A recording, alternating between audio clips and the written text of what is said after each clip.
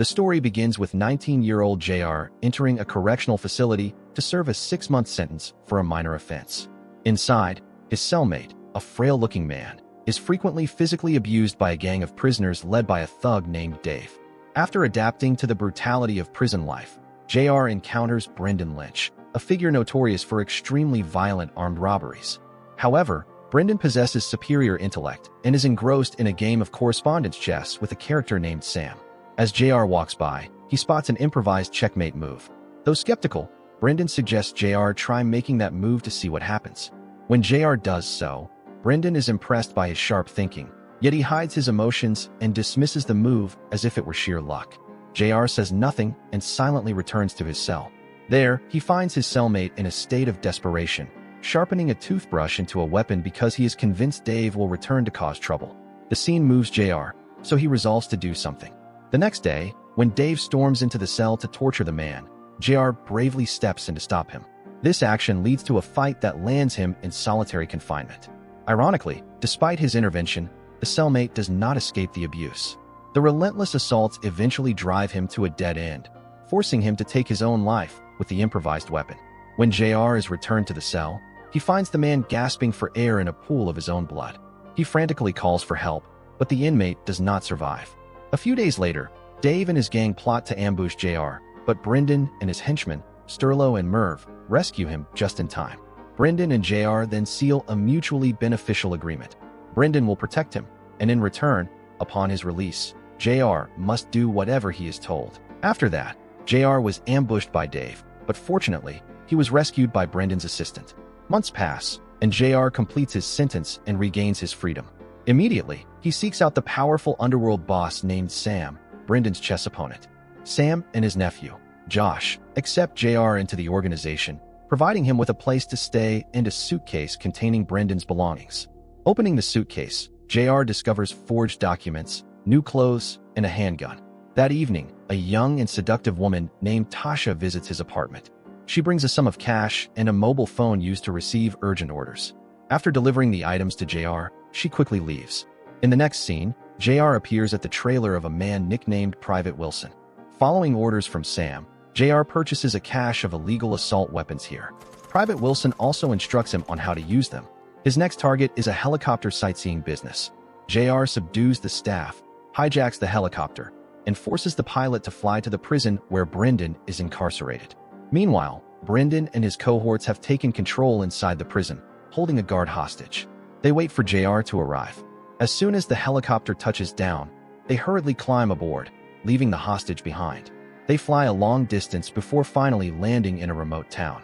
Then, the group switches to a getaway car, releasing the pilot unharmed. During their escape, a radio broadcast reveals a disgusting secret about Merv. He had assaulted a schoolgirl years ago, which was the reason for his imprisonment. Merv had always concealed this from his fellow inmates. Upon hearing the news, Brendan furiously confronts and severely beats Merv before kicking him out of the organization.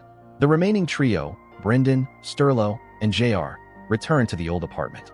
Observing the surroundings, Brendan determines the location is vulnerable to ambush, so they agree to move to a more discreet location. Afterward, they go to Sam's luxurious villa, where they receive a new mission. They are to steal gold from a mine in Kalgoorlie, with a potential payout of millions of dollars. At Sam's residence, JR reunites with Tasha. He sees her by the pool and tries to strike up a conversation, but just then, Josh looms over and pushes him into the water. JR cannot swim and flails wildly. Fortunately, Tasha dives in to pull him out. Feeling sorry for him, she invites him to dinner at a Chinese restaurant. During the meal, JR wonders why Tasha endures staying with Sam when she could easily use her expensive car to run away. She responds with a chilling anecdote about a previous girl who tried to escape and was hunted down and killed. Early the next morning, Brendan expresses annoyance regarding the previous night's incident between JR and Tasha. He sternly warns JR not to let women interfere with their important business. Immediately after, the group moves to a new safe house arranged by Sam, which finally provides the necessary security. From there, Brendan and JR depart for Kalgoorlie to scout the location and plan the heist route. Brendan assigns JR the specific task of guarding the hostages, instructing him on how to suppress the situation should any hostage attempt to raise the alarm. Under the cover of darkness, they appear at a local car race. The winner is Chris, an old friend of Brendan's. and he is immediately recruited into the gang to help execute the heist. Back at Sam's mansion, the atmosphere becomes stifling as they discuss the details of the operation. A fight breaks out between JR and Josh, but is quickly quelled by Brendan. Leaving the tense meeting, JR goes to a pub, where he finds Tasha in trouble with some rude patrons. From a hidden spot, JR feels bad for her and impulsively pulls his gun to scare the men away. However, this only angers Tasha, as she fears Sam will find out. To reconcile, they meet at a lakeside spot near where JR is staying. That night, JR opens up to Tasha about his adolescence. He recounts how his parents were indifferent toward him and how he was bullied at school. As they talk, they grow closer, and inevitably, they share an intimate moment. Early the next morning, Tasha gives him her protective necklace, and JR vows that once the heist is successful, they will build a new life together.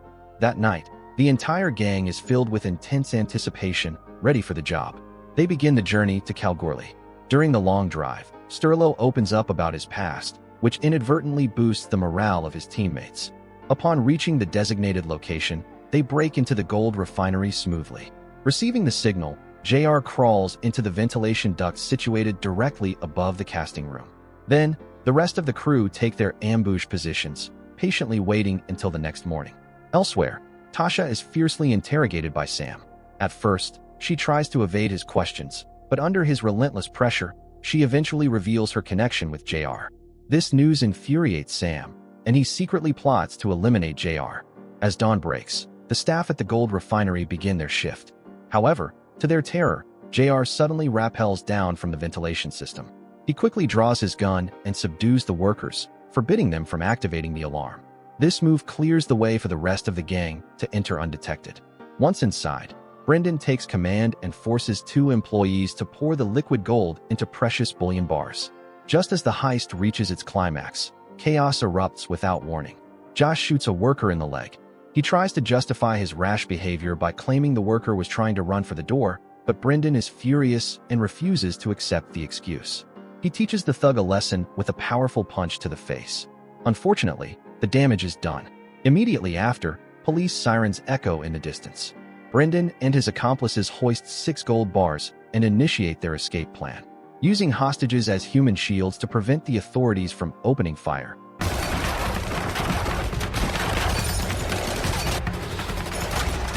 The group sprints toward the getaway car and speeds off.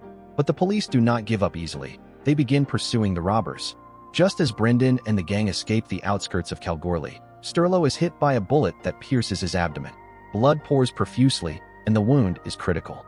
Eventually, Chris manages to lose the police with a skillful maneuver that causes several patrol cars to crash into each other. But now, Sterlo realizes he cannot hold on. With his dying breath, he asks that his share of the gold be sent to his young daughter. The group is saddened by his passing, but they have no choice but to keep moving. Afterwards, they hide the getaway car inside a truck trailer and head toward Sam's base. Sam orders them to destroy the car and erase all evidence. Obeying orders, Brendan and JR set fire to the car, with Sterlo's body still inside, before pushing it into a deep ravine. Meanwhile, one of Sam's henchmen, Ken, catches Tasha packing her bags and becomes suspicious. He confronts her, leading to a scuffle. Surprisingly, Tasha overpowers him and knocks him unconscious. Elsewhere, JR and Brendan sneak away from Sam's surveillance. They go to a grave where Brendan had buried a stash of money. Knowing that Sam will convert the gold into cash in Melbourne, they prepare to travel there. Later, JR and Tasha reunite on a train bound for Melbourne. Arriving in Melbourne that night, they find a motel to stay in. Watching the news, they realize the police are only hunting them for the Kalgoorlie heist. Strangely, Sam's name is not mentioned at all, suggesting he may have manipulated the situation for his own benefit. The next day, Brendan takes a portion of the money he dug up and sends Tasha to deliver it to Sterlo's family. As soon as she leaves the room, Brendan has a blunt conversation with JR. He warns him that Tasha could be an obstacle to their future plans due to her past relationship with Sam. To ensure everything goes smoothly, Brendan promises JR a larger share of the profit, demanding that he cut ties with Tasha. Unfortunately, Tasha overhears this negotiation and is deeply hurt. JR tries to explain, but she refuses to listen. Instead, Tasha warns JR that once the job is done, Brendan will likely dispose of him, just as he had suggested doing to her. Their heated argument is suddenly interrupted by the arrival of a gunman named Winnie. Winnie points his gun at Brendan, announcing that Sam has put a price on his head. Unfazed by the gun, Brendan remains calm and sharp. He uses his intellect to turn the tables, convincing Winnie that Sam has deceived him as well and enticing him with the promise of a massive payout if he helps them. The prospect of a larger reward makes Winnie reconsider his loyalty, and he ultimately accepts Brendan's offer. Early the next morning, JR and Brendan head to the location where Sam is about to sell the gold. They arrive just in time to see Josh and Ken approaching a car and handing the keys to a mysterious figure. The transaction is disrupted by Winnie, who suddenly appears in his pickup truck. He rams into them at full speed, triggering a shootout between the factions. Amidst the chaos, Brendan knocks out Ken and captures Josh. They begin torturing him to find the location of the gold. At first, Josh refuses to talk, but after being shoved into a freezer, he finally breaks and reveals the hiding place. With this information, Brendan and JR immediately go to recover the gold, which is neatly packed in a secret suitcase. Afterward, they go to Sam's place to settle the score. Upon arrival, Brendan sees Sam looking out the window, a loaded gun in hand. Their relationship has deteriorated to the point where both know only one of them will make it out alive. Suddenly, Sam turns and fires, but the bullet misses Brendan, who quickly aims at Sam's stomach and pulls the trigger. The crime boss collapses to the floor and takes his final breath. Next, Brendan and JR find a motel to stay the night. Brendan hides the suitcase of gold under the bed, while JR finds an excuse to go out and sends the motel's address and room key to Tasha. The pair then buy a boat, planning to leave the country forever. Early the next morning, Brendan and JR set off on the boat. However, just as Tasha had warned, Brendan plans to double-cross JR, offering him only a small fraction of the gold. But the young man has anticipated this betrayal. He boldly announces that he leaked the motel's location to Tasha, and she has now taken all the gold and hidden it. Enraged by this revelation, Brendan threatens JR with a gun. But before he can fire, Tasha calls him from the shore, possessing the gold. She warns Brendan to obey her demands, or he will end up with nothing. Seething with rage, Brendan drags JR into the water, and the two engage in a fierce struggle. At first, only Brendan surfaces, as JR cannot swim. However, he soon pulls the flailing young man up, demanding to know why he would take such a risk by entrusting a fortune to Tasha. JR calmly confesses that it is simply because he trusts her and loves her. Ultimately, seeing no further reason to fight, the two sit on the boat and talk. JR promises to send Brendan his fair share of the money before leaving for the shore in a small dinghy. In the end, Brendan returns to stay at the motel. Unfortunately, a woman recognizes him and immediately notifies the police. He is apprehended and sent back to prison. Months later, he receives a letter from JR indicating the location where his share of the gold is buried. Enclosed with the letter is a photo of a pregnant Tasha.